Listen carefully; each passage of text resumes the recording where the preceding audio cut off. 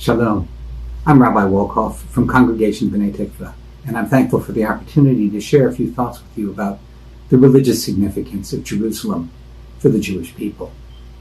The Jewish association with Jerusalem goes back 3,000 years to the time of King David. At that time, there were 12 tribes of Israel, all contending with each other. And David needed to create a central capital to which they all could have loyalty. So he created a capital that was extraterritorial, like Washington, D.C., so that all the tribes could unite around it. After he made it the political and administrative center of the Jewish people, he brilliantly also made it the spiritual center of the Jewish people, bringing the Ark of the Covenant, containing the laws given to Moses by God, to Jerusalem. Because he was a warrior king with blood on his hands, it was not appropriate for him to build a permanent sanctuary, the temple in Jerusalem. This was left to his son, King Solomon, whose name means peace, Shalom, Salam, which is fitting for Jerusalem, Ir Shalom, the city of peace. From that time on to this very day, Jerusalem has been the spiritual center of the Jewish people. No other place on earth has the centrality and significance of Jerusalem for the Jewish people. For roughly 400 years, it was simply the capital city. But after the first temple was destroyed by the Babylonians 2,500 years ago, in 586 BCE, and the people exiled to Babylonia, Jerusalem became an object of longing. Within one generation, the Jewish people had returned. And for another 600 years, Jerusalem remained both the political and religious capital. With the destruction of the Second Temple by the Romans 2,000 years ago, in the year 70 of the Common Era, the Jewish people lost political control of the city. It remained the spiritual capital, however, and an object of longing. Indeed, the object of longing until modern times. As an example of the intensity of this longing, I would mention that at the conclusion of our Yom Kippur Holy Day, the most solemn day of the year, an intense 25-hour period of fasting and prayer, we recite together L'Shana Haba'ah B'Yerushalayim, next year in Jerusalem. Similarly, at the end of our Passover Seder, the festive meal when we remember the Exodus from Egypt and our liberation from slavery, we recite the same phrase, L'Shana Haba'ah B'Yerushalayim, next year in Jerusalem. In other words, our most important public religious event, Yom Kippur, and our most important private religious event, our Passover Seder, are concluded with the remembrance of Jerusalem. In contrast, the saddest day on the Jewish calendar is Tisha B'Av, the 9th day of the Hebrew month of Av, which commemorates the destruction of the temple in Jerusalem. It is another 25-hour fast day, during which we recite the biblical book of Lamentations, Echa, a book of poems mourning the destruction written by the prophet Jeremiah. These poems are excruciatingly painful to read. It begins with these words, "How deserted lies the city once so full of people, how like a widow is she who once was great among the nations. She who was a queen among the provinces has now become a slave. Bitterly she weeps at night, tears are on her cheeks. Among all her lovers there is no one to comfort her. The roads to Zion mourn, for no one comes to her appointed festivals. All her gateways are desolate, her priests groan, her young women grieve, and she is in bitter anguish. Her children have gone into exile, captive before the foe. All the splendor has departed from daughter Zion. Her princes are like deer that find no pasture. In weakness they have fled before the pursuer.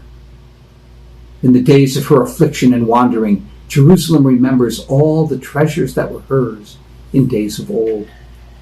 When her people fell into enemy hands, there was no one to help her. Her fall was astounding. There was none to comfort her. Look, Lord, on my affliction, for the enemy has triumphed. The enemy laid hands on all her treasures. She saw pagan nations enter her sanctuary, those you had forbidden to enter your assembly. Is any suffering like my suffering that was inflicted on me? This is why I weep, and my eyes overflow with tears. No one is near to comfort me, no one to restore my spirit. My children are destitute because the enemy has prevailed. Zion stretches out her hands, but there is no one to comfort her. My groans are many, and my heart is faint. But just as the Bible contains a record of the destruction, the books of the prophets are filled with images of the restored Jerusalem. So, for example, the prophet Isaiah. In days to come, the mount of the Lord's house shall stand firm above the mountains and tower above the hills. All the nations shall gaze upon it with joy. And the many people shall go and say, Come, let us go up to the mount of the Lord, to the house of the God of Jacob, that he may instruct us in his ways, and that we may walk in his paths. For instruction shall come forth from Zion, the word of the Lord from Jerusalem. Whenever Jews pray, we pray facing the holy city of Jerusalem. Just as Muslims are united the world over in facing their holy city of Mecca, so too Jews are united in facing Jerusalem. The devotion to Jerusalem is a major theme of our prayers. It is given expression in the prayers that we recite daily. 3 times a day we recite these words: Have mercy, Lord, and return to Jerusalem, your city. May your presence dwell there as you have promised. Build it now in our days and for all time. Reestablish there the majesty of David, your servant. Praised are you, Lord, who builds Jerusalem. May we witness your merciful return to Zion. Praised are you, Lord, who restores his presence to Zion. In addition, every morning we recite, The Lord rebuilds Jerusalem, gathers Israel's dispersed. He heals the brokenhearted and binds up their wounds. Jerusalem, praise the Lord. Sing to your God, Zion. He has fortified your gates and blessed your children within. He has brought peace to your borders and satisfied you with choice wheat. From the book of Psalms. And among many other similar phrases, cause a new light to illumine Zion. May we all soon share a portion of its radiance. We begin our Sabbath observance with a poem written in Safed entitled, Come, my friend, L'chadodi. Sanctuary of our ruler, O regal city, arise, go forth from your overthrow. Long enough have you dwelled in the valley of weeping. Surely God will have compassion on you. Shake yourself from the dust. Arise, put on the garments of your glory. The poor of my people trust in you, and the city shall be rebuilt on her mound. On the Sabbath we ask, throughout the universe reveal yourself, God, our King, and reign over us, for we await you. When will you reign in Zion? Let it be soon in our time and throughout all time. May you be glorified and sanctified in Jerusalem, your city, from generation to generation. And on holidays, we point out with sadness, because of our transgressions, we were exiled from the Holy Land and banished from its borders. O Lord, our God and God of our ancestors, merciful King, may it be thy will to renew thy mercies unto us and unto thy sanctuary. O rebuild it speedily and magnify its glory. Restore us joyously to Zion, thy city, and in everlasting glee lead us to Jerusalem, the site of thy sanctuary. Rebuild thy temple as of old, and privilege us to behold the glory of its rebuilding and the joy of its reestablishment. On Rosh Hashanah, our new year, we read 3 times, "Then you alone will rule all creation from Mount Zion, your glorious throne, from Jerusalem, your holy city." So it is written in the Psalms of David, "The Lord will reign through all generations, your God Zion will reign forever."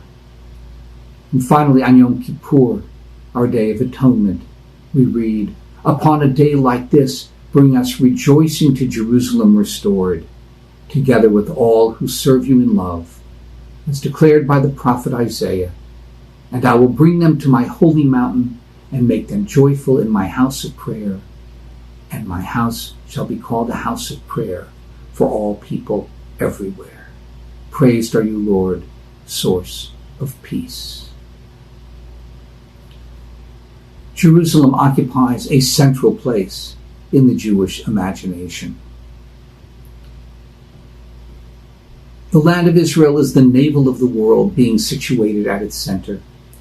Jerusalem is at the center of the land of Israel, the temple at the center of Jerusalem, the temple hall at the center of the temple, the ark at the center of the temple hall, and in front of the temple hall is the foundation stone upon which the world was founded. This refers to the same rock that is at the base of the dome of the rock, Hubat al-Sakrati. Jerusalem has 70 names, among them wholeness, Zion, beautiful vista, joy of the earth, the desirable one, the wife of one's youth, city of peace, city of David.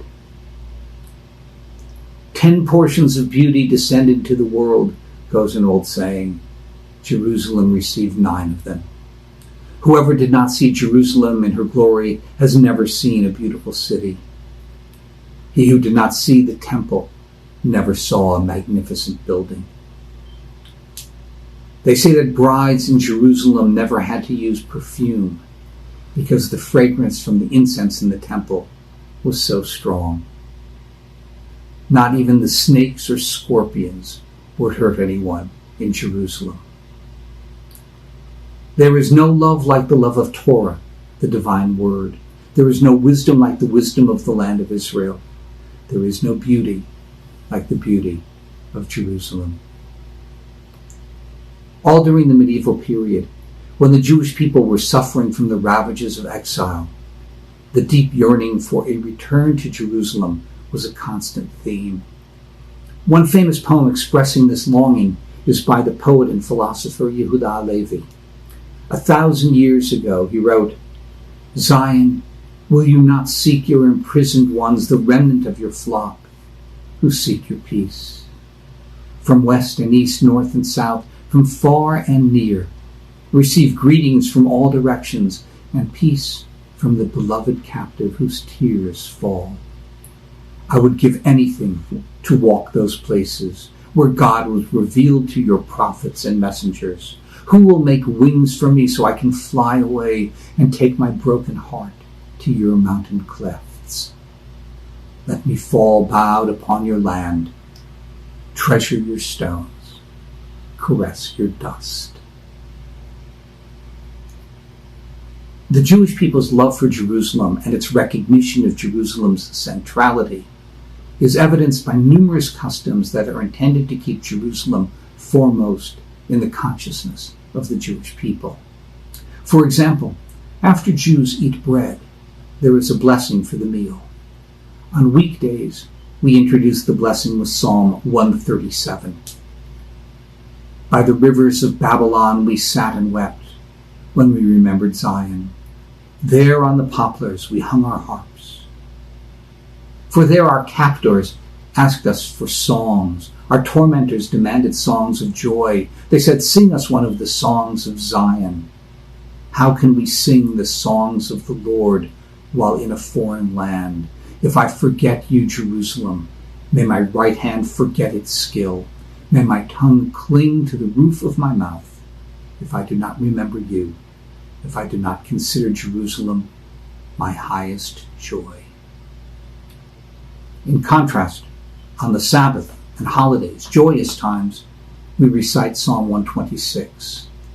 When the Lord restored our exiles to Zion, it was like a dream. At weddings, the bride and groom are blessed with the words, "May barren Zion rejoice as her children are restored to her in joy.